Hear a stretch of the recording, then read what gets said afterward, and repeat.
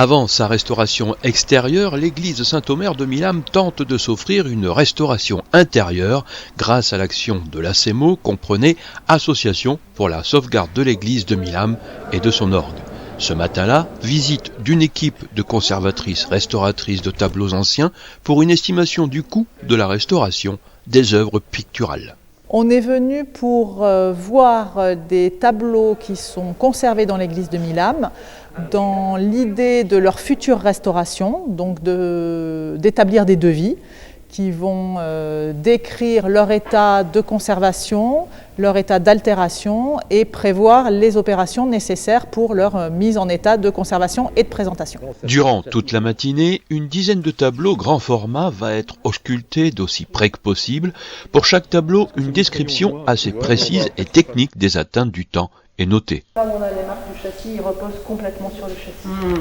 L'idée est de pouvoir les observer, s'approcher de la matière pour essayer déjà de la connaître, savoir si c'est une toile, un support bois, s'il y a un châssis ou pas, quel est l'état de ces éléments constitutifs, et de voir les altérations qu'on peut remarquer, les origines éventuelles des altérations. Si par exemple on voit des moisissures, est-ce que c'est lié à des coulures d'eau, à des produits qui seraient appliqués sur la surface et qui auraient moisi, et du coup de voir aussi les restaurations anciennes qui ont pu être déjà réalisées et proposer ensuite les traitements adéquats. Toutes ces observations consignées vont contribuer à établir un diagnostic d'état œuvre par œuvre. Et de ce diagnostic, faire des propositions de traitement, propositions chiffrées dans l'idée de faire ces fameuses demandes de subvention. Ces devis réalisés à notre demande donc, par ces restauratrices agréées par la DRAC rentrent dans le cadre d'un projet d'aide de la région Hauts-de-France, un dispositif de valorisation du patrimoine public protégé. Cette demande de subvention doit encore passer par différentes étapes, celle-ci est la première, mais elle sera déterminante pour la suite du projet puisqu'elle va aider à déterminer les urgences des travaux à réaliser. On a vu en fait une dizaine d'œuvres. Restaurer les 10 œuvres en même temps, c'est un coût et une quantité de travail très importante, donc ce n'est pas forcément envisageable dans la réalité.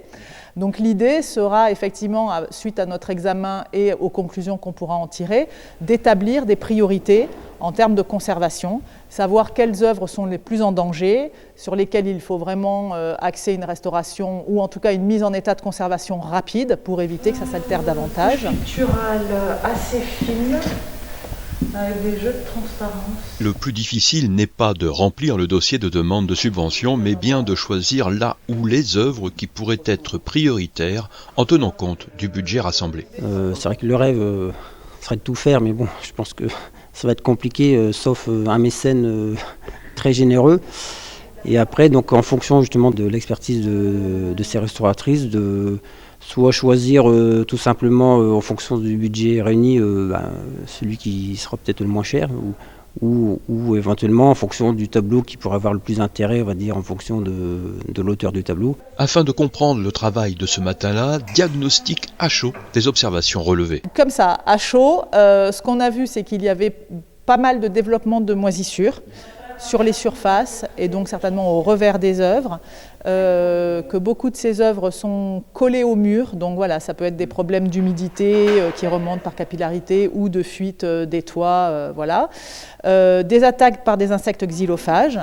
Ensuite, on a vu qu'il y en avait beaucoup qui avaient des restaurations anciennes qui avaient viré. Pas mal ont des déformations, des perforations, voilà, des choses un peu structurelles qui peuvent engendrer des altérations plus importantes si elles ne sont pas prises en compte rapidement. Le diagnostic que recevra l'association sera plus détaillé pour chaque œuvre auscultée.